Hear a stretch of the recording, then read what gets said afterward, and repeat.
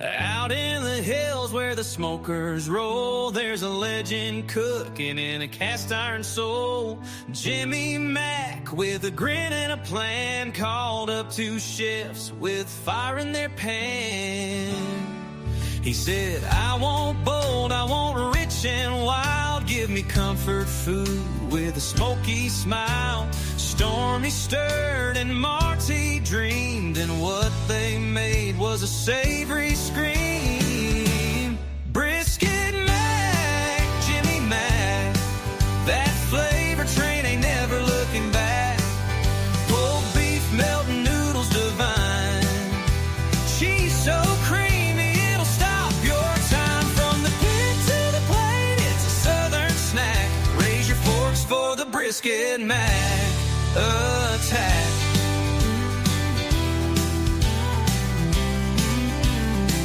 It starts with brisket, slow smoked with pride, marbled with magic, tender inside. Then Chef Stormy whipped up a cheddar storm, velvet sauce that'll keep you warm. Marty tossed in a secret spice, a little heat and a kiss of ice. They poured it over pasta gold, and Jimmy Mac said, strike the bold. Brisket Mac, Jimmy Mac, one bite in and you'll never go back. Cream and crunch and golden shell, you'll swear you've touched the dinner bell. From food truck dreams to 5-star stack, it's gourmet love in a cast iron pack. Now folks line up from dusk till noon for the smoky tuna, that cheesy croon. Foodies cry and cowboys cheer. Jimmy Mac's Brisket Mac is here. Brisket Mac, Jimmy Mac, it's got that soul food heart attack, but in a good way. Fork it, love it, tell your kin, this is the dish where legends begin. So pass the plate, don't hold it back. We're all riding on that Brisket Mac track.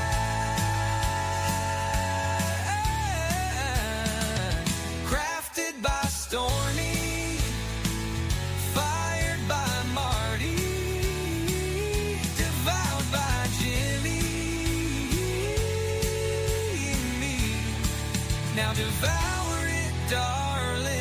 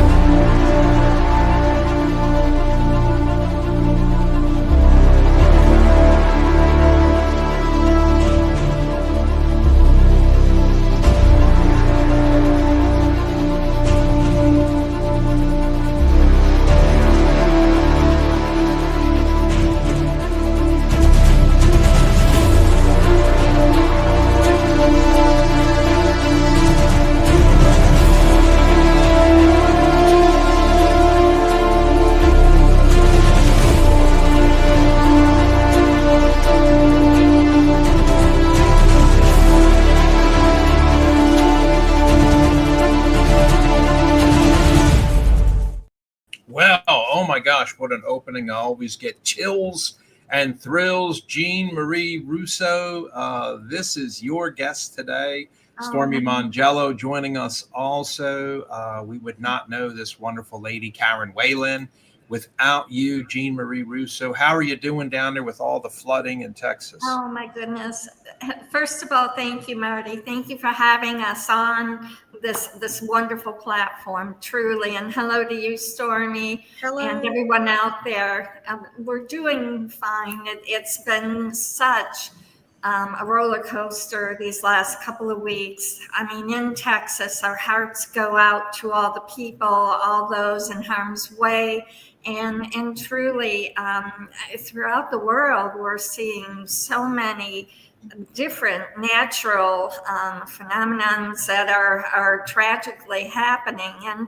And hopefully, this is one way people can come together, can, pray for each other and do whatever they can for their neighbor and or in support of.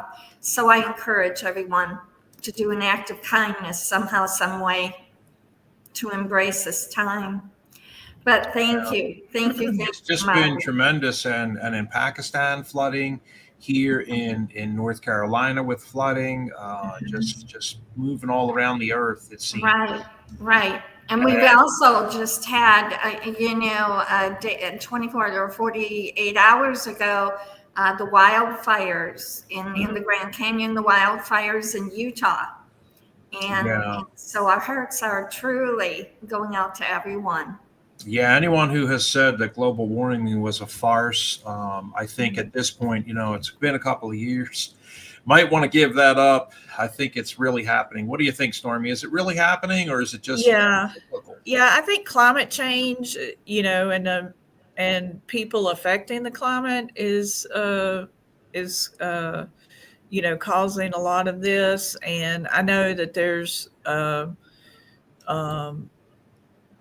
weather that happens anyway, but there's so much evidence that points to what we can do to heal the earth. Right. Yeah. A lot of respect going back to Mother Earth. Yes. And speaking of healing, oh my gosh, our guest today, Karen Whelan of Ireland, Jean Marie, are you ready to introduce this powerhouse, this superstar? Oh, I am so excited for today, Marty. Because when I heard her speak about her message, I was flabbergasted last year during the Nothing About Us, Without Us conference for 2 days out of Tampa, Florida. I was stunned by this woman. Absolutely. She is amazing. She is a wonderful spirit, wonderful soul, and just a beautiful, beautiful person inside and out. And take it away. Absolutely. Wow. I am so thrilled and honored to be here today to introduce our guest. And she is one of my beautiful speakers and global influencers, truly is. It is Karen Whelan from Ireland. And she has such a wealth of experience in transformative personal development, and her unique fusion of science and soul has helped countless clients achieve extraordinary breakthrough in life, business, and self-awareness. And her work has been featured in Forbes, Thrive Global, and CEO Weekly, to name just a few. Karen is a 5-time international best-selling author and recipient of the James Madison Award and television. She is definitely one to watch and one to listen to. You will truly understand once you hear her and see her. You will feel her as well. Her work is grounded and powerful. And today, I want to invite you to the conversation that we're going to have about growth and challenges and limits that opens up new dimensions of personal and professional insight. Karen, welcome, welcome. Thank you so much. Thank you, Jeannie, for that beautiful introduction. It's lovely to have someone else, do the trumpet card because I can't do it for myself. And that's with great humility and honesty and modesty at the same time. But thank you for that introduction. And hello to everyone here with us in studio audience, and to Martin, of course, for, wanting to have me on your show, and to all watching in and get to watch in afterwards. When I sit and hear you speak, and even the background of what everyone was speaking to as well, I guess the first kind of sentence that comes to mind to open up the space for myself and for what we want to move into in terms of conversation is, the beginning right now in this moment, in every moment, even when we wake up first thing in the morning. But right now in this moment, it is, if we welcome it, it is the beginning of all that's yet to come. And for me, that's a beautiful invitation to show up, to not know anything, to know a lot in what I can say, but to be receptive to what needs to be shared. So I like to just harness that there. The beginning of all that's yet to be is right here for all of us. Oh, that's beautiful. That's beautiful. Yeah. Marty, I mean, we're just honored to have you here because it is a different type of an interview, only because of the work that you do. And we truly, truly want to feel that energy and share it with people, to know how they're connecting with us right now, and you're able to do what you do. If you could share with us a bit about your background, about your experience, and how it led you to doing your medicine woman, if you will.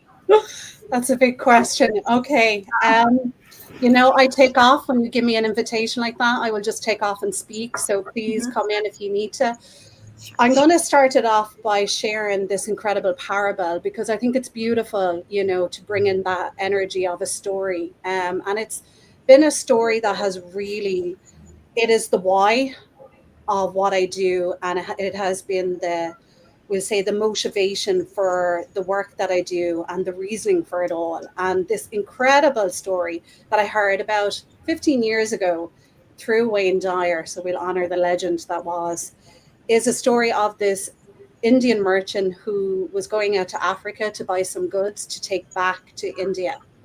And when he arrived in Africa, he ended up going into this beautiful tropical forest. And there was all these very colorful, wonderful talking parrots. So immediately he took one and took it back with him to India. He absolutely adored the parrot. He put it in this glorious, wonderful, magnificent cage. He sang to it. He read poetry to the bird. He fed it beautiful foods. A year passed, and he said to his talking parrot, "I'm about to go back to your homeland. Is there a message you'd like me to take home?" And the parrot said, "Yes. Please tell my friends and family that I am so loved and I'm well looked after in my cage." The merchant went out into the jungle and he came upon all of the other speaking parrots and he relayed the message. Upon hearing it, one of the parrots welled up with tears, keeled over and died. The merchant then, I'd recognized this parrot must know my parrot. They must have been great friends. When the merchant returned, the parrot asked, "Well, did you give my message?" Reluctantly, the merchant said, "I did." And the parrot asked, "Okay, and what did they say?" The merchant explained what had happened when he shared the message. And upon hearing this message, his own parrot welled up with tears, keeled over and died. Devastated, the merchant picked up his parrot and walked outside the door to put it to rest. And the moment he opened his hands, his parrot flew up and landed on a tree. The merchant was shocked. "Why would you do this to me? Why would you pretend to die?" And the parrot said, "Because my friend gave me a very important message." Confused, the merchant was like, "What message could he have possibly given you?" And the parrot looked at him and said, "He told me, in order to escape my cage, I must die while I'm still alive. And for me, I have died 1,000 times inside of myself with a version of myself that was formulated and molded by the demands and the expectations and the family vibration, the family constellation that I was born into. I have at least had 3 pivotal times in my life where I have died and returned at 0 point, just to be birthed anew, to have this new way of being where I unshackled myself from all that I endured. And for those who do know me, like Martin Jean, you know, my story is quite big in its background. And I'll just try to tell it like not so like in such a big way, but to kind of grab it in a very loving way to honor the why then of why I came into the work that I did. So I was born into an environment where I endured sexual abuse from when I was born up till I spoke out at the age of 14, in a culture in Ireland where a lot of, you know, stuff that happens in the home remains hidden in the home. So the Catholic shame, we often hear that expression. Well, that was a very real energy. You know, you don't share, you don't speak out.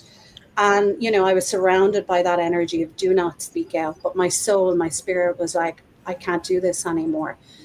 And I couldn't do it anymore. I had enough of the terror feeling of being so afraid of when the abuse would come and knowing on the day that I would be sexually abused. So at 14, very brave little girl, I walked into a social worker's office, and in that moment of even to share your story, you know, in Ireland, it was still activated. We had the homes here. And I had this terror feeling in me of, if my story is not believed in, I would be placed in a home. And that was the fear in me. And I get that now because I was a singular energy coming against a unified field. You know, I'm bringing something to expose against the unified field. And usually if the person denies what they did, the collective will go with the unified field. So the responsibility to even speak up and speak out was just huge for a 14-year-old. But I did, and it was believed in. And I had to bring that story home. And that story just shattered. It shattered the whole family. It brought so much pain into it. And unfortunately, my story became, what's wrong with me? Look at me. Look at what I've done. How could I have done this to everybody? I'm the problem. And that became engraved on my soul. And the story we tell ourselves inside about ourselves leads to the reason we encounter life in the way that we do. So my story became, I'm not good enough, I'm the problem. And as a result of that, I really felt I was too much for people. So unfortunately, people met my self-hate in action. And my self-hate was rage against authority. So I became very rageful against teachers. I ended up dropping out of school when I was 14. And Karen, you were systemically terrorized also, if I remember correctly, with don't do this to the community. You're going to rip and tear your family apart. You're going to expose all of this into the church and rip this entire county open. They tried so many things on you to convince that 14-year-old to shut up. I don't know how you did it at 14. Oh my God. Well, I mean, you know, and there's so many lenses that we can look at how the 14 did it. I mean, I can come into a spiritual lens and, you know, and not disrespectfully, but honor the truth of the divine in action and recognize that the divine honored me enough to know that I was such a beautiful light and that I was very capable to work and heal, because what I did was I healed my family. So it's not that I said I deserved, nobody deserves, but I have come on many paths of modalities that now the integrative story that I tell myself is that I am this sacred light. I am a messenger of the divine. And the chaos that I endured was to set me up to know merciful energy in the most beautiful of way. When you go through such pain and suffering, you can close down your heart. Now, I did close down my heart. It led to me attempting suicide when I was 14 and being homeless on the streets. in and out, being homeless, using drugs, being promiscuous, objectifying my body, doing unto me the same abuse vibration that I experienced in that fundamental dynamic in your own home. So I did to me all that I knew based on what was done onto me. And that is the innocence of children. You know, that was my first programming. You do this to yourself, you hate yourself, you turn on yourself because everyone you loved has done this onto you. And like you said then, Martin, you know, the collective community began the alienation as well onto me because of the redemption path that I ended up going down. When I was 19, I actually sat with my abuser and I offered my hand and I gave this person great redemption, because when I sat with them, And I that would was unbelievable too, that you sat know. with your abuser and you confronted them. And Mm, also, if I'm not mistaken, but you ended up by talking about this, you set them free. They had been chained due to they had been abused yeah. themselves as a child. They had been chained for 30, 40, 50 years. Unbelievable. Yeah, and in that moment, to capture what you said and weave the medicine language around it, you know, I identified, like, I had hated myself for so long and I had been punishing myself from when I was 14 up till I was, you know, when I was about 18. I had run away and I ended up in France with no French, and I ended up working for an extraordinary, deeply faithful, religious, beautiful healer.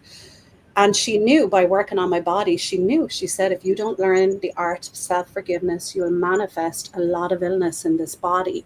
Now, as a medicine woman and by working with my husband, I totally get that. I understand that we hold emotion in the body psychotherapeutically.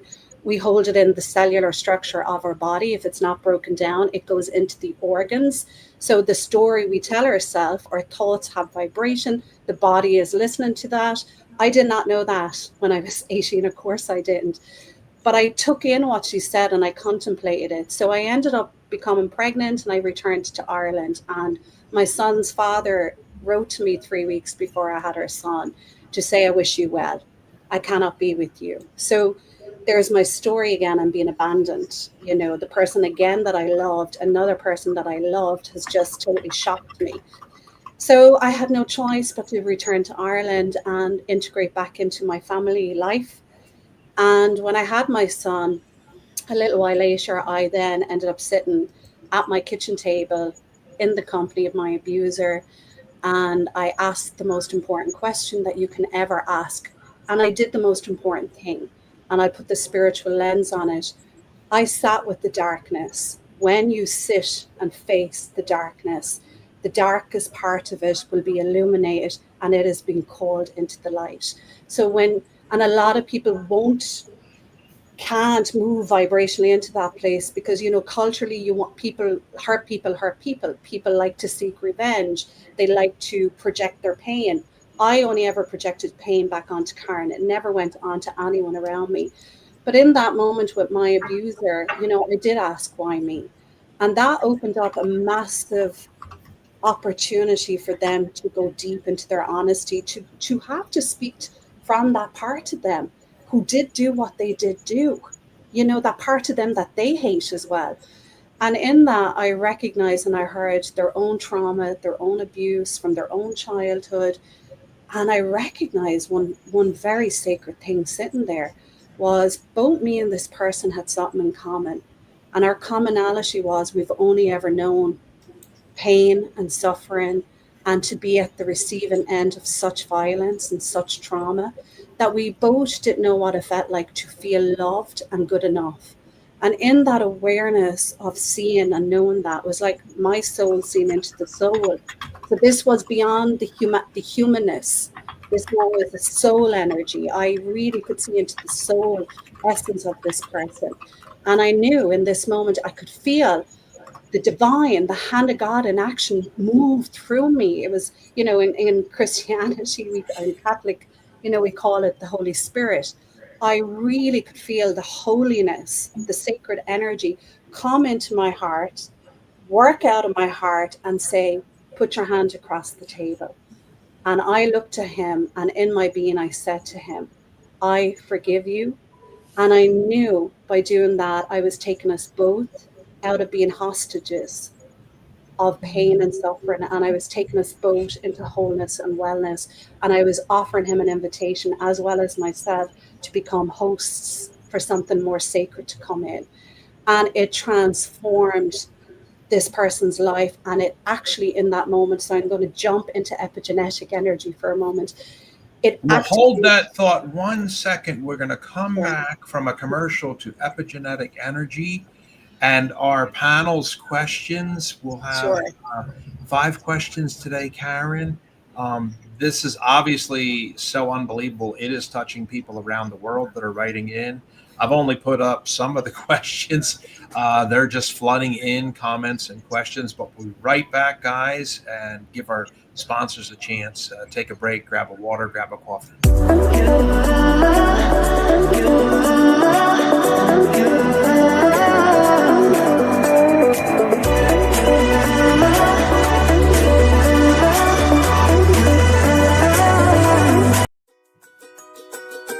Thanks for watching and stay tuned. We'll be right back. Be sure to support our amazing sponsors, stop by, say hello, and explore how you can do business together. We truly appreciate their partnership and yours.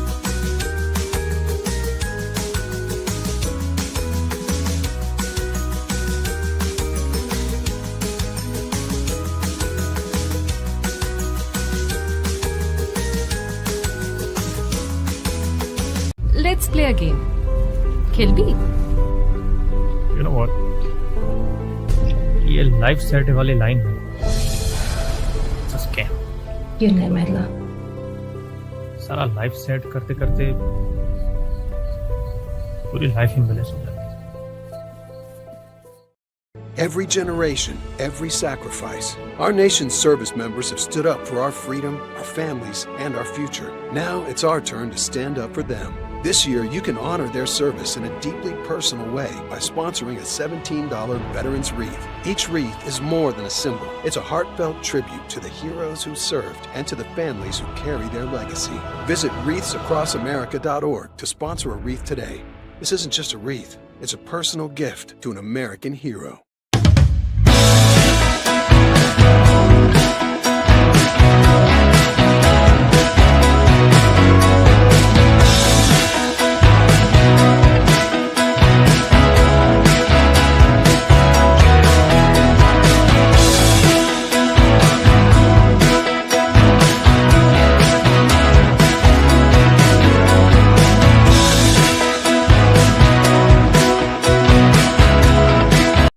If you happen to hear the leaf blower outside, that's the sound of progress, baby. That's the sound of freedom. We are here at the Fastport Studios in the historic Degas House. That is the broadcasting home of Radio Nemo. If you go to radionemo.com, if you go to Odyssey, if you go to iHeart, if you go to the TubeU, if you go to the Book of Face, we're in a lot of places talking to truckers and talking to the people who like to talk to truckers all across America. Told you what the Fastport Studios, by the way. You should go to fastport.com. If you do, you'll learn about that great company, too, that actually helps make veterans' dreams come true by giving them a purpose-driven life. I'm joined, in fact, by the guy who made the Fastport Studio possible, president of Fastport, Mr. Brad Bentley. How you doing? You enjoying this new studio as we bring it to life? Every day is a great day in New Orleans, but it's always fun to come to the studio and give back.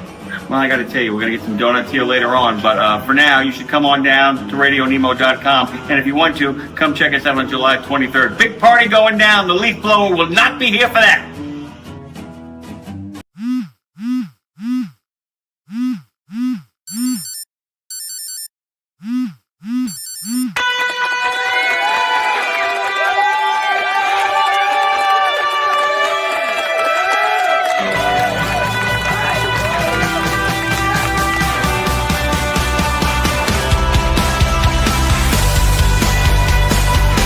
Join former White House chef Marty Mangello as he brings to life colorful stories about America's presidents and first families that have occupied 1600 Pennsylvania Avenue Northwest. Is when screaming guests are lit on fire inside the White House. So I know that everyone's thinking like, what did he just say? It's time to be informed and entertained with Inside the President's Cabinet. Visit the website today at www.insidethepresidentscabinet.com.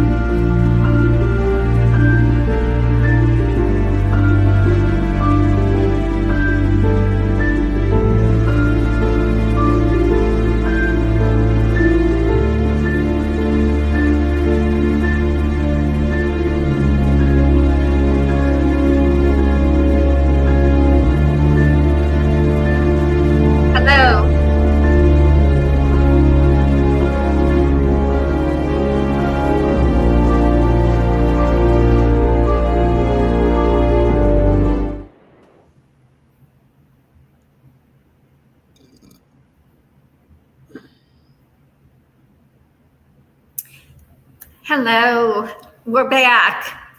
And everybody's able to hear me, see me. I know there was some, just a bit of a moment. Wonderful, wonderful.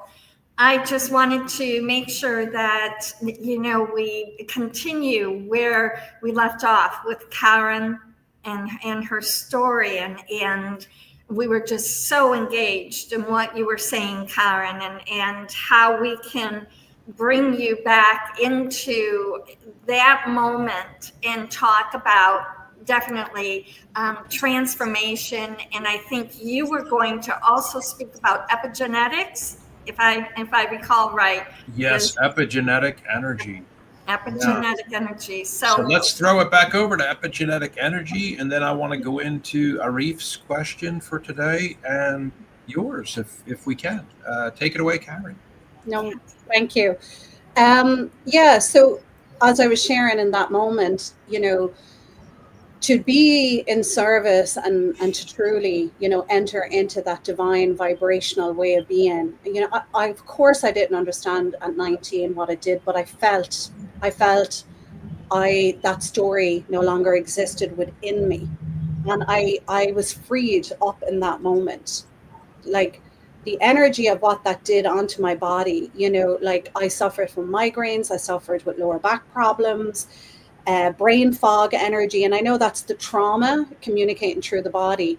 But after that day, this lightness, this armoring came off of me. And that led me to go off down the path of really trying to understand what actually happened to me. Not just emotionally and mentally, but what happened to me more deeply, what happened to me in that sacred heart energy, welcoming in the energy of the divine, because I always had a sense of God. And just to hold, of course, my cultural inheritance of God means something else from everybody. So I'll rob Barry Taylor, AC/DC's beautiful quote of it. He says, God is the blanket we throw over the mystery to give it a shape. So I began to become more aware, wanting to know the divine mystery in action. I wanted to understand what had actually occurred in me. This phenomenological shift, a shift had happened. And in all of my trainings, because I went into so many trainings, and that is the why I went into the path of personal development. This is the why I returned to college after dropping out of school at only being 14, and then going into college, doing 13 consecutive years in college, training in psychotherapy, training under Dr. Gabriel Mache, training in shamanism, training as a tantra teacher, energy healing. I was constantly looking for the doorway into God, into the divine. because I always could feel that there was this God-shaped hole in me that only God could fill. And I love that quote. And I kept on wanting it to be filled again because I felt it fill me in that moment of being in service to another soul. And when I went into the epigenetic profile and then looking at it, I realized, wow, you absolutely, they say, your DNA, the DNA that you come in with, there's nothing you can do with it. And now we know through the epigenetic profile and that's not true. You can reactivate the DNA energy within your own selfhood and change the vibrational energy of the DNA in that epigenetic. So you're not tied to the epigenetic of what you inherit through just your mother and your father's DNA. You have full control over that. So I wanted to get back into that place of having full ownership, full mastery of my inner world, and be able to, as I said at the beginning, to be able to be so free of my own cage, just to be free of the cage that I came in, to be so my own leader, the leader of my own self, and to always take full responsibility and accountability for what's going on the inside within me. And that led me deeply into doing my master's in spirituality, which then brought me into the training as a medicine woman. Just for clarity, because people jump to plant medicine when I say that, it's not. Medicine woman is an ancient, it's everywhere. In Ireland, it was in the Druidism, in the shamanic way. So I now work with the elements. I meet the 4 directions. I call in the great spirit of the south, which is fire. It's the volcano, the wildfire, the passion in us, the transmutation energy that we all have within ourselves, the rising of the phoenix. Then, we move into the energy of the west, which is emotional energy. It's the water, it's the rivers, the oceans, the animals, the healing animals in the oceans, to the waters in our own body, for a woman, to the womb energy. So I meet each of the directions. So I open a medicine wheel with people.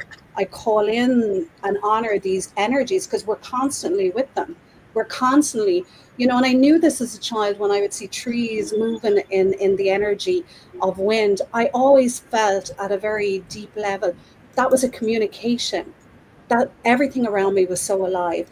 And I remember in my training in spirituality, they asked, what was your first encountering of the divine, of God? Mine was never in a church. Mine was lying on my back, looking up into the sky and truly believing that I had a superpower, that I was part of what was up there and I could control the energy all around me. I truly believed in this. You couldn't question this within me. And I had such a bravery about me as a result of that. I felt so held by the wonderment of life all around me. I never felt held in institutions and organizations. I always felt held when I was more out on the land. So as a medicine woman, I work out in the land. I take people out into the land and I bring up deep inner work for them while we're in a container of working with great spirit and all spirits. So that's the medicine woman training, And Karen, I would just like to say things that hit me as an American about you that were very important is, we worked for many years with Dr. Dean Ornish, and were considered quacks because we had wacko medicine with tofu and tempeh and seitan and miso paste and dashi kombu and cooking with seaweed. We were wackos. But what hit me about you was you got your master's, you're a licensed therapist. So the things you are doing are highly recognized. And you're not some dumb little woman that got pregnant and went back home to Ireland and turned everybody's world into a nightmare. Because I know all those little phantoms are talking in the back of their head right now. Mm-hmm. Okay. You certified yourself, you quantified yourself, you legitimized yourself, and you're legitimate today. And your books and the work you do are amazing. So I'd like to throw it over to Arif Galani, board of directors member for the Global Embassy of Culture. Arif, what is going on in Canada today? A big Blue Zone fan. I'm excited to have heard from this doctor. I have 7 sisters. I come from the Eastern culture, from the Middle East. There's been so much trauma in Scandinavia, where 5 of my sisters and brothers live, there's been honor killing, there's been shamefulness because of what you just talked about. Karen, how do you where do you go when it's the dark moment? You're cornered. It's so dark you can't even have hope or faith in God. What do you refer to in there? You mentioned something about personal development. You started that path and it led you to a whole lot of things. Now you're a therapist. Mhm. Where do you go when the dark moment? What do you hope? What's the last rope? I'm Yeah. really curious. And I mean, that's a very important question, and it's going to have a lot of resonance for a lot of people. So I will describe the process of what happens when you're in it. So a lot of people don't understand the power of themselves, because a lot of people, because of what's happening to them, becomes pulled into the experience, and they're in the experience, having the experience, and they have no awareness that there is great power here to what they're experiencing. And to frame it in another way, just to help what I'm saying, is if you imagine, I remember my teacher saying this, if you imagine a great big elephant, mighty in power and size, enormous, and a mosquito comes along and lands on it, the elephant is not going to notice it at first. But if it keeps on coming back and it becomes more persistent, in time, the elephant will lose itself in the experience of irritation, forgetting its size. Now it feels that the size of its experience is actually bigger than the size of what it is. When any of us go through anything, any form of trauma, what happens to us, it activates and it gets into the deepest part within ourselves. And we don't feel there's an emotional separation from ourself within it. And we don't believe there is a space from the situation. For me, if you heard what I said, I took control of myself. I could not change what had happened to me, and I could not change the person who did this to me. It was already after happening. I couldn't rewrite it. But I took complete control, and I took like charge of my own selfhood. And I put myself into a place of, I needed to know my why. That's what I needed for me. I needed to know the why of it. And when I sat, which is a brave thing to sit with the person who inflicts so much pain onto you, to sit with that person and make them accountable. Now, I was fortunate, not everybody gets that. So how do you get it in a wider context? You cannot do anything about the wider frame that's going on out there, but you absolutely can take solitude and find ways of getting yourself into a place whereby the why out there cannot hook you in, and you're not the hostage to the why out there. And I want people to know the power that they have within themselves. You're bigger. We are all bigger than what is happening to us. But if we don't work on loving and minding and giving what in here deserves after so much pain and suffering, it deserves compassion. It deserves to be loved. It deserves to be held. We deserve to sit in front of professionals and say, I can't do this on my own. I need someone to come in here and mind me. I need someone to come in. We are, in truth, energetically, we are a community. We're meant to be connected. We grow up in a culture, that's very I orientated. We're meant to be in the I-Tao energy, which is what's going on in you should matter to me enough that I want to be in there with you and minding you. And a lot of people don't know that, so they don't know how to ask for somebody to come into that pain and be with them in the pain. You hear people feeling they're a burden. I hear it the whole time. I have a beautiful friend going through something. She's like, oh, I don't want to be bothering you. I don't want to be taking you into the place I'm in. I'm like, no, for humanity to heal, for us all to heal, we have to heal. In truth, we have to heal ourselves. It has to be ourself first.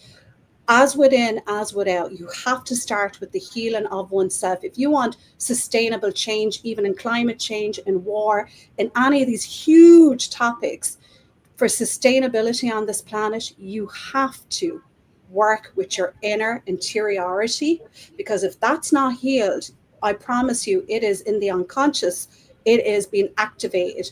Our institutions are set up on the unhealed stuff. Our politicians political energy is also influenced by the unhealed stuff. So we people out there, decision makers who have unresolved, unhealed stuff in them. And here we are, it becomes the framework, the blueprint, the grid for the rest to have to live within and under. We have to. And that's the message for me with people. I've done it. I really did do it. So it's not that we cannot. And I really did do it. And the person that I had to do it to, just to give the seriousness of it, was actually with the vibration of my own father. It was my father I had to do this with, which was massive for anyone to do. So, you know, and I just want to anchor that. You've made me very passionate in asking me that question. But I do believe in that. If we want to heal and you want sustainability on this planet, you have to turn in, you have to heal. You're responsible for this inner interiority. Everything comes out of here. Everything. How you are, cause and effect. Your inner state of being creates your mindset and your next action and your next reaction. Cause and effect. So we have to bring it home. And Jean, yes. Jean Marie, over to you with your question. Just a couple of points, Karen. One, as I was listening to you, what came to mind was Dr. Derek's, the truth will set you free. And that truly, truly makes a difference. And I'm seeing it and I feel what you went through. One of the questions is that at some point here, if you could address the type of clients, your clientele that you work with, because I know you do retreats, and what's special too about it is you do small group retreats as well as anywhere in the world. I mean, we're global, right? So you're not just standard. And the type of clients you work with, because I know the work that you do with a client, that not only affects their personal life, but their business. And to be able then to manifest things. Your teachings are so much. So truly. Thank you, Jean. Yeah, so I've been lucky that my husband is massive in the work that he does. So together you've got a blended experience of over 40 years of both people highly qualified in their profession. So we bring together what we are. And Jeff's background, is massive as well, in that he is trained in many modalities, and it's all around energy work and energy healing and energy dowsing. So you're right. When we take a person on, so we've a few ways in which we work. We do what we call 3-month containers, one-on-one with people, 6 months, a year container. Then a lot of our clients end up wanting to come to Ireland. We give them a deep immersion where they're with us for 4 days and huge work happens. We rent a place, a cottage in a gorgeous part of Ireland, and we do deep work. I mean, it's a mixture of psychotherapeutic, shamanic, energy healing. We also check, because Jeff is an energy dowser, we check the grid of all of you. It's not just the internal you, it's the energy centers. It's, as my husband would say, we're all sending out a signal, and sometimes we don't even know what is that signal we're sending out. We also look at your business, we look at everything, and we check the energetics of it all. And it's grounded obviously in the science, and then we work with what are the karmic energy in you. I do ancestral work, we do clearings of patterns and reprogramming. And it's only for people who genuinely take this work seriously, because it is massive activation, massive. It's like being that parrot in the cage. The minute you sit with us, you cannot go back to what was, because the minute we work on it, everything changes clearly for the better. Because in truth, all we're doing is we work with up-leveling people into the highest energy. We don't do the work, you do the work. We're your accomplices, we're your guides. We hear what you're sharing with us. We know exactly the blockage. So we're like helping you to see the wood from the trees in all areas of your life, and we're giving you that empowerment. But we're always making sure energetically you are activating the highest energy that is designed and gifted into you, and is for you, very naturally for you. So, and this is why we love working on the land in Ireland, because for us, there's such sacred energy in Ireland. There's a lot of like spring circles, stone circles. Ireland is so ancient for us. We work with the spirit of the land, So a lot of the clients that we have high-end clients, we have CEOs, global speakers, we work with some incredible, powerful people who you would know, but of course, NDAs we cannot say. We have to honor that as well. But yeah, we love the work we do, and we love with people. I mean, that's our thing. We love witnessing a person come into the magnificence of themselves. That's truly, yeah. Well, I'd like to go to some of the audience questions around the world and ask Stormy, unless Stormy has a question, if she would read these. The first one that we had was from Hitash Sharma. He was asking a question, and I'll put it up for Stormy. So he had two questions, but this was his first one. Stormy, take it away. Yeah, he said a SOULution therapist, is that for mental health or for mindfulness practices? I think he was referring to the work when you're in a hole to get yourself out. Would I be accurate? I think so. Yeah, I think so. Yeah. It's for every practice. This should be your life practice should be absolutely getting to know the person that you truly are and falling back into the remembrance of what you are through that vibration of self-love. And self-love, it has been ishified out there so much and inappropriated so much. And self-love for me, and that was my research in Masters, was, self-love is a spiritual practice to activate the sacred heart portal, because there's an energy behind the heart for communication and connection to the divine. If you can't love you, and I know this because I hated me, but if you cannot love you, if I was to say to you, I'm going to chain you up and tie you up to somebody you're not really loving, and you to hang out with them for the day, you wouldn't cope viscerally. You wouldn't cope in their company. You would have all this negative energy towards them, mentally as well and emotionally. Well, that's what goes on internally when we don't like who we are. And when we don't like who we are, our way of being in life and our journey in life becomes more, we personalize everything. We get hurt more. I recognized this years ago when I realized when somebody said to me, life owes you nothing, Karen. I truly believed in a spiritual programming that because I endured so much, I'm going to be graced. The ego reward kicked in. Because I went through this, I'm going to be given something by God. I mean, by God, as if God was an employee, and I realized actually, hang on a minute, when I heard life owes you nothing, I recognized I have to do this. This comes down to me. I'm responsible for everything, for my life, for how I am. And that's what made me go sit in the chair when I was 20 in front of a therapist. That was my why, to go, how do I do this? How do I ensure my child, my little boy, does not get, impacted by the trauma that I went through? I have a responsibility to not intergenerationally pass this down. So that was my why. We're responsible. We're very responsible here. Just amazing. I'd like to throw it over to Shankar Damodaran in India if he has a question. If not, we'll go to Ghana, Africa with Vincent Adeosun. Shankar.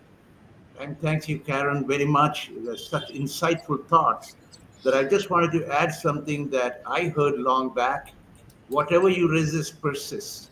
So in fact, when you are identified with something that was traumatic, we always try to resist that. In a sense, what happens from the universe is it persists onto us. So it's such a situation that you cannot get rid of it. So including something in your space is a great idea, I thought. So I was not doing anything, but almost always trying to forget and forgive. And I'm not saying that's the real way to do it, but I keep practicing this all the time. And it gives me such immense experience, which is not something that I do logically, but suddenly I feel like a child wanting to, something comes over me, I start laughing and I feel good. And I think that's what your epigenetic part is. When we sidestep, the greatest things happen, because I followed a man called Rajneesh long back, and he said, one has to get out of his own way to find true meaning in life. So Just wanted to add some point for what you said, which is minuscule, but I thought I'd say it. Thank you so much, Karen. Thank you for that Absolutely share. amazing. That's a beautiful share. And I love, that you're sharing what it is that you do. And I love that because life isn't here to hurt us. It's here to wake us up to what we truly are. And when I stopped blaming life and being angry at, why are you forsaking me? Why me? I'm now in that vibration of bring it on. I'm well able to alchemize, to work with, to learn more about meeting the edge of myself and getting to know who is she beyond this terrain. Had I stayed within the parameter and just not forgave and stayed in my suffering, I mean, I would not be this woman I am today. And that was the beauty of my trauma. It gifted me so much wisdom and medicine to give to other people. And you're right, we do energetically, emotionally, mentally, we do contract under the energy of suffering because we're afraid of our power. None of us are afraid to sit in the energy of suffering. We're all fucking great at that. We're all brilliant at sitting in the energy of my suffering. And why? Because we're terrified to meet the power of what we are. We're terrified of the light of what we are. We don't know how to embrace the light of what we are. I was never schooled. I never heard you're magnificent, you're wonderful. And I'm not talking in an egotistical grandiosity energy. I'm speaking about truth. Us being here is our inheritance from the divine. We are sacred. We should be using our power to heal ourselves, the collective, the community, this planet, every living being on this planet. We're that powerful. We are that powerful. And so thank you for sharing that, because even when a woman gives birth to a baby, if they hold in their body, it hurts. If they go and trust in the process, they birth something magnificent. So if we trust in the suffering and the pain and we lean into it, we will birth something extraordinary from it. Another part of ourselves that we would never have ever known without that encountering, for sure. And today's final question, Jean Marie, came from Ghana. Yes. And this was from Vincent Adeosun. And he said, what has been a major source of strength and joy for you when your past experiences come to mind? I just love that I never gave up. I love that I'm a trailblazer. And here's my mantra, and I mean this with compassion. So if I offend, I'm sorry, but I love doing that. To the people that want to stop you in your path. I mean, I loved that I left school at 14, and then I loved that I went back and I trained in what I trained. I was the only one in my family to ever do it. People couldn't believe that you could do it without a leaving cert.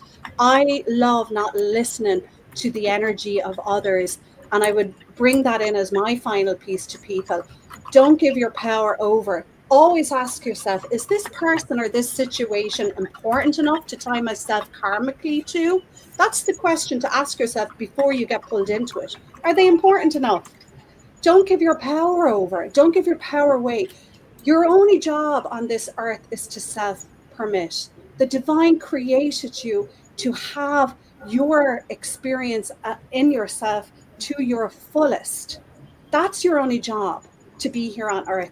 So I'm here just to do me unapologetically. And I'm delighted and I'm proud of her to not have listened and to have kept saying no to what people tried to shove into me. I kept saying no, just no. No, I won't do this. No, I won't be silent. No, I won't. I'm just so proud that she had that warrior, that she was strong enough to push through the demands of everyone else. And life is scary out there when we live under the demands and we try and do it right for the other because I fear of what you think of me. It's so terrifying when we're in that place, So go and embrace who you are, be an artist in your own life, fill up your canvas called life, go do you unapologetically, because I think on my stick of life, I might only have this amount left.